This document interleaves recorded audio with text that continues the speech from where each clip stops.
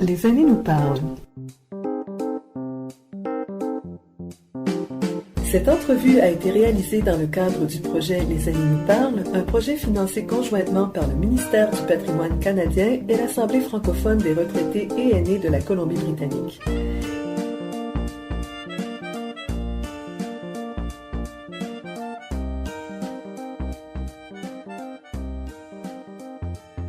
Je suis aujourd'hui à Kelowna. Je rencontre Ronald Forrest, qui est animateur et coordinateur pour l'Association des fermiers de la Colombie-Britannique, qui est aussi connu comme Père Noël du Centre francophone de Kelowna, qui a été le Père Noël pendant des années et qui a fait enfin plein de choses qu'il va nous raconter aujourd'hui. Mais entre autres, il a reçu en 2000 une plaque des Nations Unies comme bénévole reconnu pour tout le travail qu'il a fait, pas seulement en Colombie-Britannique, au Québec, un peu partout dans le monde. Alors, on va entendre plein d'histoires intéressantes, je pense, aujourd'hui. Bonjour, Ron. Bonjour. Alors, pouvez-vous nous raconter comment vous êtes arrivé en Colombie-Britannique? La première année, disons que c'était en 73-74. Je revenais des États-Unis, j'avais travaillé 1 an aux États. Puis, c'était illégal, donc je ne pouvais pas travailler. Ils m'ont demandé de partir. Puis là, je suis retourné au Québec, puis je n'aimais pas vraiment de vivre à Montréal. Donc, j'ai décidé de partir dans l'Ouest.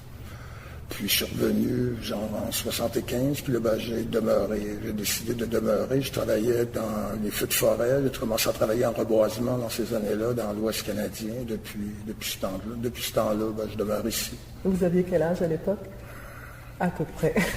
Dans vingtaine, là. Dans la vingtaine. Donc vous étiez originaire de Montréal à la base? Oui. Un homme de la ville.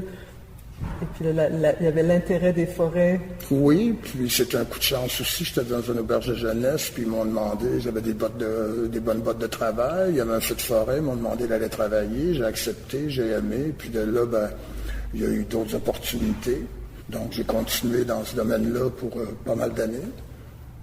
Et qu'est-ce que ça a été votre carrière de planteur d'arbres jusqu'à votre rôle avec l'Association des fermiers? Pas seulement planteur d'arbres, il y a beaucoup d'autres travails en reboisement, puis c'était ça. C'était plutôt un travail pour moi, ça me permettait de travailler 7 mois par année et d'aller me promener et de partir en voyage après. Puis aussi, c'est le plaisir d'être dans le bois, c'est une certaine liberté, pas faire complètement partie de la société non plus. C'était très important. Et qu'est-ce qui vous a amené à faire ce que vous faites aujourd'hui? Un coup de chance. C'est-à-dire, comment ça s'est manifesté, le coup de chance? C'est ici à cause du centre francophone. Là, il y avait un centre d'emploi ici avant. Puis, je connaissais le monde qui travaillait. Puis là, le travail a été demandé. Puis, il savait que je connaissais quand même beaucoup, pas mal ce qui se passe dans le domaine agricole, le fait de parler 3 langues et d'aimer parler aussi. Donc, ils m'ont parlé de l'emploi, j'ai été faire application, puis ils m'ont accepté. C'était un travail qui était donné à des étudiants en premier. Mais les étudiants de 19 ans, puis fermiers, c'est pas tout à fait une recette qui se mélange trop tôt, parce que, première des choses, ils ne connaissent pas assez le domaine agricole. Puis les fermiers, aucun respect non plus. Puis ils peuvent pas coordonner, disons, avec des jeunes de leur âge. C'est pour ça qu'ils ont décidé de changer avec une personne un peu plus mature. Donc, pouvez-vous nous expliquer ce que vous faites dans votre travail? Ce que je fais, disons, le monde, pendant l'hiver, avec le réseau social, maintenant, c'est que j'ai peut-être un groupe de 15 000 personnes, puis à tous les jours, il y en a de plus en plus, qui vont me demander des informations sur l'Okanagan, sur la récolte de fruits. Quand la saison commence, quand je commence à travailler, la plupart, comme je rencontre le monde dans le sud, puis il y a un endroit de camping où est-ce que c'est pas cher pour les picards. Donc moi, je suis là, puis là, quand la saison commence, je leur donne une séance d'information, un atelier de travail, je passe 1 heure ou 2 avec eux pour leur montrer certaines choses, certains trucs à apprendre pour ne pas se faire mettre à la porte, disons, la première journée. Ainsi que je vais leur trouver de l'emploi, je vais aussi, s'ils ont des problèmes entre employés et employeurs, c'est moi, la plupart du temps, qui va aller essayer de faire médiater ça. Je donne des ateliers de travail, puis je fais de la traduction pour les travailleurs étrangers, mexicains, jamaïcains, peu importe, là, oui. Donc, tous ces jeunes-là, par exemple, si on se tient au monde francophone, tous les jeunes du Québec qui viennent cueillir des fruits dans l'Okanagan, plusieurs vont passer par... Oui, une bonne partie, oui. Oui, disons que je fais peut-être, je vais enseigner, je vais donner un atelier à peut-être 500 jeunes, je vais trouver de l'emploi, ça c'est à des milliers, c'est parce que l'emploi souvent va durer seulement 2 semaines à un endroit ou 1 semaine, donc ils vont me rappeler ou ils vont me revoir, vont me demander de l'emploi, donc souvent il faut que je leur en trouve comme 4-5 fois dans l'été. Et vous avez des gens d'où aussi, parce qu'on en parlait tout à l'heure, il y a des gens de partout dans le monde. Pouvez-vous nous nommer un peu tous ces pays? Je vous dirais que la majorité, c'est des Français qui vont venir. Vous allez dire des Québécois ou... Pardon, Français de France. De France? Oui, qui viennent. Il y en a beaucoup qui ont le permis de travail pour entrer. Cette année, il y a des Allemands. Il y a des années qu'on a des Coréens. Étrangement, pendant 2 ans, on a eu, parce qu'ils ont eu un permis d'étudiants et de travail pour 1 année. Donc, ils vont à l'école pour apprendre l'anglais, puis après ça, ils viennent dans la vallée pour travailler un peu. Il y a de plus en plus de Latinos qui viennent, que ce soit, comme cette année, j'ai rencontré beaucoup de personnes d'Espagne, beaucoup de Mexique, puis de l'Argentine, Chili, même rencontré des Colombiennes cette année. Et ça fait combien d'années que vous faites ce travail? 9 ans, je crois. Avez-vous vu des changements depuis le début? Un petit peu, disons, par rapport aux fermiers, petit peu par petit peu, c'est un procédé qui est assez dur pour améliorer les conditions de travail. Parce que la plupart du temps, c'est peut-être limité à une toilette chimique puis un robinet d'eau propre. Mais avec les années, à leur parler, à leur expliquer le pourquoi qu'ils ne peuvent pas garder leurs employés, ils commencent à améliorer petit peu par petit peu. C'est un peu difficile pour certains parce qu'ils ont peut-être seulement 4 jours de picking ou 1 semaine de picking. Puis pour eux, le fait de construire une cuisine avec poêle frigidaire, c'est un peu onéreux pour eux. Donc, pour le laps de temps qu'ils ont. Donc, ça... Puis aussi, ce qui a changé c'est plus de monde qui vont venir. Du Québec, ça, il y en a toujours autant. Il y a disons qu'il y a les sortes de gens, ont changé. On voit beaucoup plus du monde d'étudiants. De plus en plus maintenant, c'est des étudiants qui viennent pour l'été, puis qui ont peut-être un niveau de vie ou d'éducation un peu plus fort qu'avant. Parce que souvent, ils vont venir avec un véhicule, ils sont mieux préparés, disons, par rapport à ça. Puis avant, c'était quoi la clientèle? Avant, il y en avait quand même, mais il y avait peut-être des gens différents, là, des groupes différents, peut-être un peu plus épis, ou punk, ou peu importe, là. Dread, ouais. Et dans ces jeunes-là qui viennent ici, parce que j'imagine que c'est surtout des jeunes, oui. Qu'est-ce que vous dites, est-ce que vous en voyez qui décident de s'établir dans l'Okanagan? S'établir, c'est relatif. Il y en a beaucoup qui vont revenir. J'en connais, moi, qui sont arrivés quand ils ont fini leur secondaire, ils ont fait le cégep, ils ont fait l'université, puis ils reviennent encore à tous les ans. Il y en a qui c'était 8-9 ans. Il y en a un certain groupe qui sont ce que j'appelle les piqueurs. C'est pas des amateurs, c'est des professionnels qui vont aller faire leurs 2 ans en Australie. Ils ont droit à un permis de travail s'ils n'ont pas 30 ans. Ils ont le droit à 2 ans de travail en Australie. Donc, ils font des fruits ici, ils vont en Australie, reviennent, repartent, puis après ça, ils vont peut-être le faire en Nouvelle-Zélande aussi. Ça sent bien un peu un rythme de vie pour ces gens-là. Et vous, qu'est-ce qui vous avait amené dans l'Okanagan au départ? La chaleur, la beauté de l'Okanagan dans ces années-là, surtout qu'il y avait beaucoup moins de gens, c'était beaucoup plus sauvage. Ouais. Puis, je préférais ça que le nord du BC. Puis, avec la chaleur, puis je travaillais autour. Puis, au départ, moi, j'avais quand même 2 semaines de congé ou 3 semaines de congé, comme dans ce temps-ci de l'année. Ce que je venais faire, c'est que je venais d'envaler d'Okanagan pour... un peu de...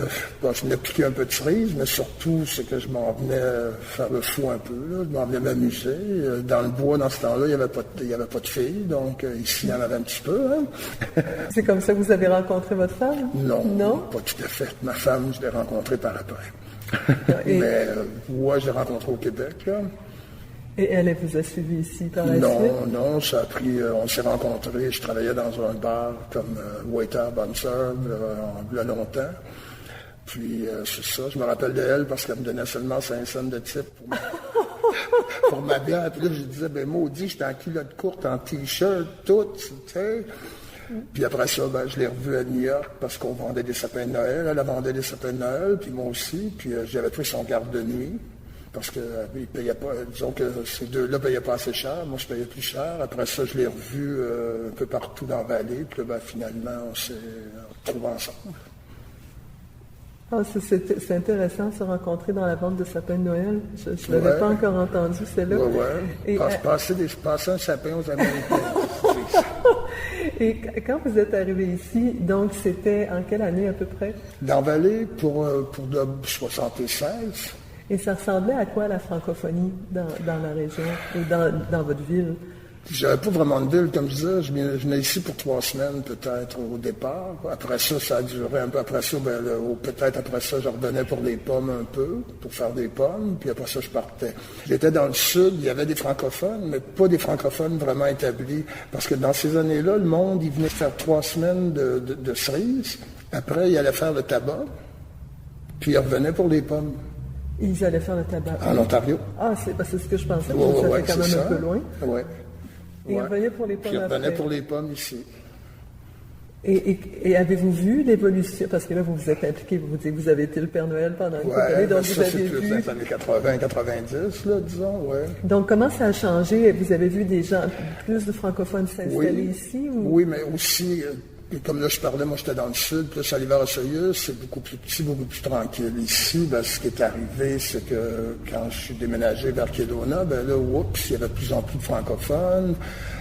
Donc, un de mes employeurs, c'était un francophone aussi.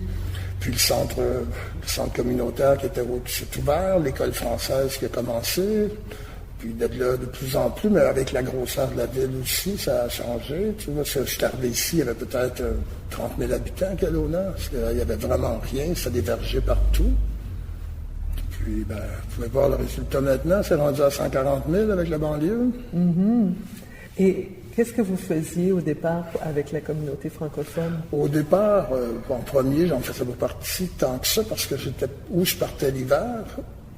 Puis je travaillais l'été, donc j'étais pas là trop souvent. S'il y avait un party ou deux, ben là, j'y allais. Puis là, ben, souvent, ben là, ça a commencé que j'ai commencé à... Ouais, ben je peux vous aider, là, vous avez besoin d'aide pour les tables, les chaises, un peu, la cuisine, peu importe, ou aller acheter des choses. Puis là, ben c'est ça, j'ai connu de plus en plus de monde. Il y avait, ben, c'est ça. Puis après ça, ben, de là, ben...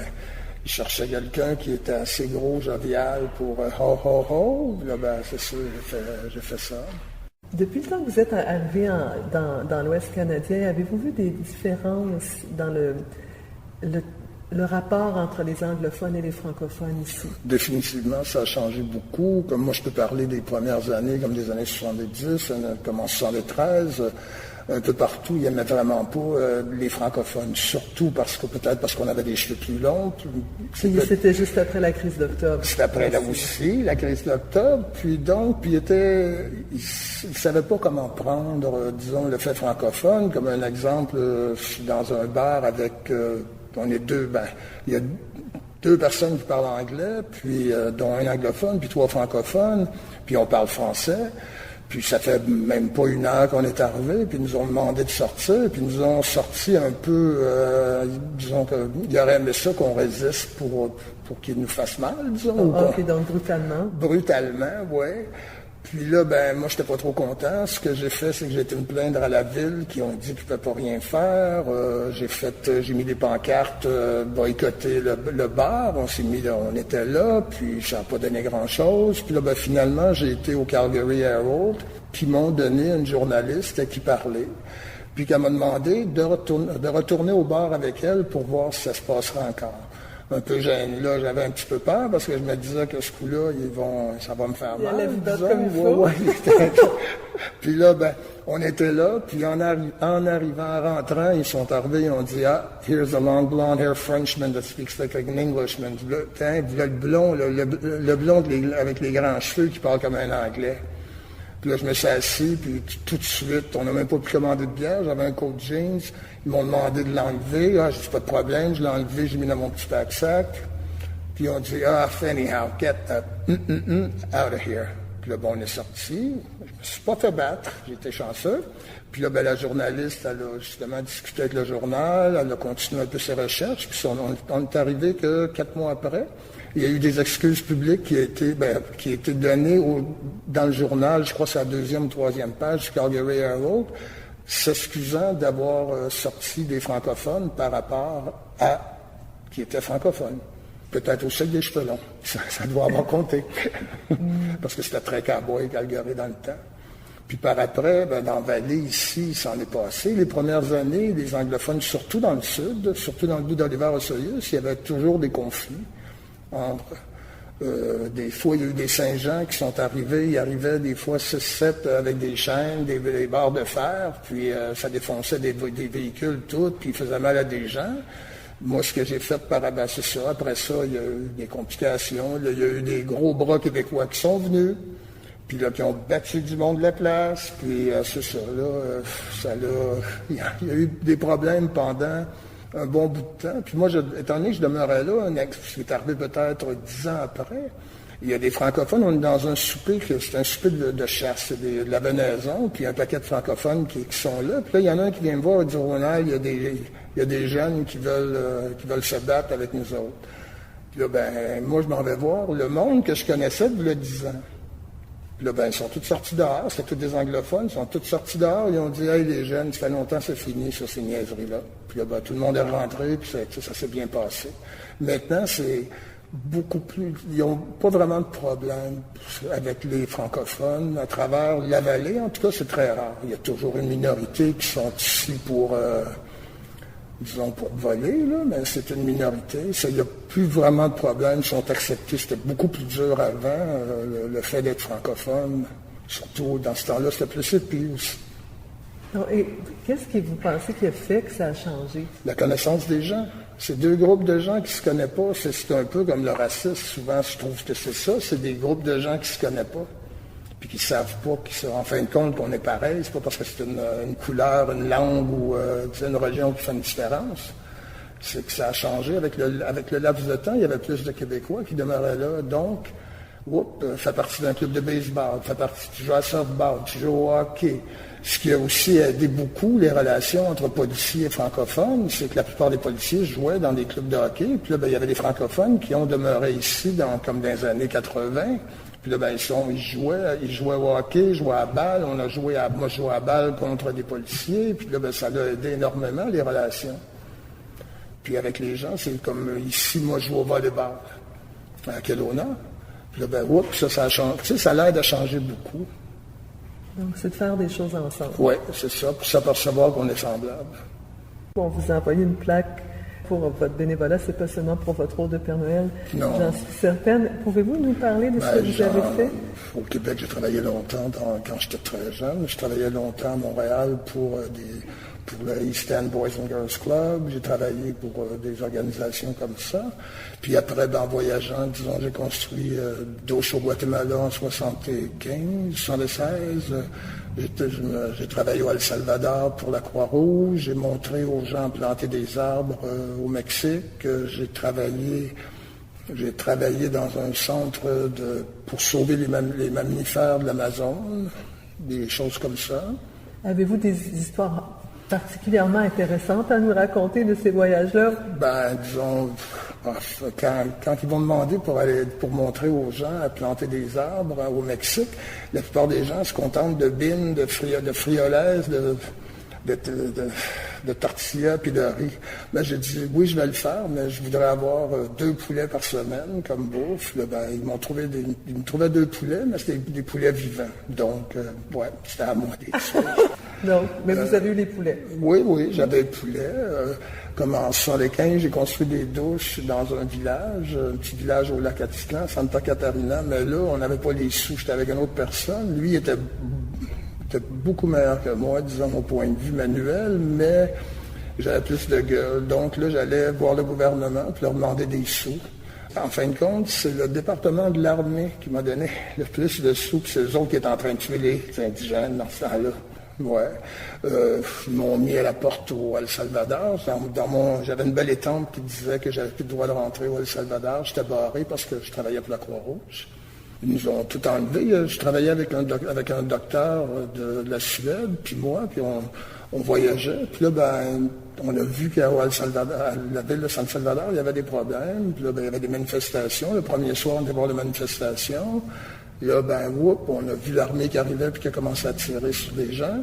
Donc, moi, j'ai été m'enregistrer au consulat anglais parce qu'il n'y avait pas de consulat canadien. Puis là, ils m'ont dit, reste dans ton hôtel, mais disons, ça ne m'intéressait pas. Donc, j'ai été voir la Croix-Rouge, puis ils m'ont donné un beau petit chandail avec la Croix-Rouge en plein milieu. Puis par rapport à ça, mon travail, je travaillais sur les brancards. Je ramassais les personnes qui étaient mortes. Parce que je n'avais pas vraiment assez de connaissances pour une blessure faite avec des balles. Ils sont arrivés, ils ont voulu rentrer dans la Croix-Rouge, puis tous les volontaires, on s'est mis devant pour les empêcher. Puis ça, disons que ça m'a fait très peur. Ça préparait, on a vu comme un peloton d'exécution qu'on peut voir dans les films. Ils sont arrivés, ils ont dit, préparez l'arma, puis fuego. Puis là, ils ont tiré en haut de nous. Après ça, plus tard, on était comme, disons, 1000 personnes qui se sauvaient parce que l'armée était là puis tirait. Puis là, on se séparait dans toutes les autres rues, les rues transversales. Puis là, on s'est retrouvé un groupe de 50. Puis là, eux autres, ils me disaient, j'étais avec le Suédois, puis ils me disaient, ils tirent pas, c'est vous autres qui veulent. Parlant du Suédois puis moi, parce qu'on était les deux seuls blancs parenthèse, là. Puis là, on s'est sauvés. Puis là, quand je suis arrivé à la frontière, une couple de jours après, il y avait une photo. Il y avait une photo de moi qui était en train de courir. Puis ils ont enlevé ma caméra. Ils m'ont enlevé tous les films que j'avais. J'avais quand même 5 mois de voyage. Puis là, ils m'ont donné une belle petite étampe comme quoi que c'était interdiction de rentrer. Faire le Père Noël, après ça doit être très relaxant. C'était très comme bénévolat. Oui, c'était un plaisir de faire le Père Noël. On parle de notre niveau de bénévolat, oui. Mais c'est pas grave. Dans ces années-là, je sais pas, j'avais 24 peut-être. On aimait ça quand même, l'adrénaline, c'était parfait. Oui, justement. Puis là, tu pouvais voir vraiment ce qui se passait. Et puis maintenant, dans quoi vous êtes impliqué? Là, présentement, c'est plutôt pas mal plus tranquille. J'ai pas... non, c'est étant donné que le travail que j'ai. Donc, déjà, ça m'en prend beaucoup. C'est quand même pas facile de passer 6 mois, 7 mois, toujours avec des jeunes. Puis, c'est un travail qui dure 7 jours par semaine. Donc, l'hiver, je m'en vais tranquillement sur une petite plage tranquille. Mais j'ai pas trouvé rien d'autre. Je dis pas que ça arrivera pas, là. Mais là, il n'y a pas rien qui m'a sauté à l'œil pour aller aider, disons. Mais là, quand même, votre travail en tant que tel, c'est une cause en soi. Oui, je pense. Oui, d'avoir c'est un plaisir. Oui. C'est un plaisir. Aussi, ça me garde jeune, aussi, d'avoir la chance de passer autant de temps avec des jeunes personnes. Si j'arrête, c'est quoi? Je vais me retrouver dans une chaise berçante à regarder les gens? Non, ça ne m'intéresse pas. Et quand vous pensez à toutes les choses que vous avez faites, de quoi est-ce que vous êtes le plus fier aujourd'hui? Quand j'étais directeur d'un camp de vacances, quand j'étais jeune, j'ai commencé comme campeur quand j'avais 14 ans. Puis à l'âge de 18 ans, j'étais directeur du camp. J'avais 30 employés, puis j'avais 300 enfants, puis je m'en occupais. Je pense que c'est ça que j'ai plus aimé. Et pourquoi c'est ce qui vous a apporté le plus de fierté? C'est parce que à mon âge, pour pouvoir faire ça, disons, la plupart des moniteurs étaient plus âgés, mais c'était quand même des enfants à problème. Il y en avait qui venaient au Québec, ça s'appelle Douglas Home Hospital, c'est un hôpital anglophone dans ce temps-là, c'est des personnes qui ont certaines maladies mentales. Qui allaient là, puis des enfants de rue, des enfants qui avaient des problèmes, genre un enfant qui avait tué sa mère avec une hache de baseball, avec une hache, j'avais des gens à problème, disons. Donc, c'est ça. Après ça, je ne sais pas, je vais donner un exemple. 5-6 ans après, 10 ans après, ben, je rencontrais mes jeunes un peu partout. Ils me rencontraient, je les voyais ou que ce soit par hasard, ou pendant disons, toutes les fois que je retournais à Montréal, ben, j'en appelais un, puis là, ils se retrouvaient au moins une dizaine, quinzaine, on parlait de ce qui se passait, qu'est-ce qui se passait dans notre vie, puis qu'est-ce qu'ils faisaient. Puis ça, j'ai trouvé ça très satisfaisant. C'est très satisfaisant. Quand j'ai rencontré, quand ils sont rendus à 30 ans, 40 ans, ils se souviennent de toi, ben, c'est... D'avoir été une personne importante ça te donne un velours. Ouais. Donc, c'est vraiment ce qui vous tient depuis le début, c'est la cause des jeunes, en fait. Ben, j'aime ça, ouais. C'est le ça, lien conducteur de tout ce que vous avez fait. Oui, je crois. C'est inspirant à écouter, en tout cas. Non, on ne peut pas voir, mais j'en dis. Van a maintenant un sac de papier sur la tête, tellement il est aimé. Alors, merci beaucoup d'avoir pris le temps. Ron Forrest, c'était une histoire vraiment unique à écouter. Et j'espère que ça va aider à faire connaître une petite partie de Kelowna et de l'Okanagan. Oui, ben, j'espère, c'est bien. Merci beaucoup.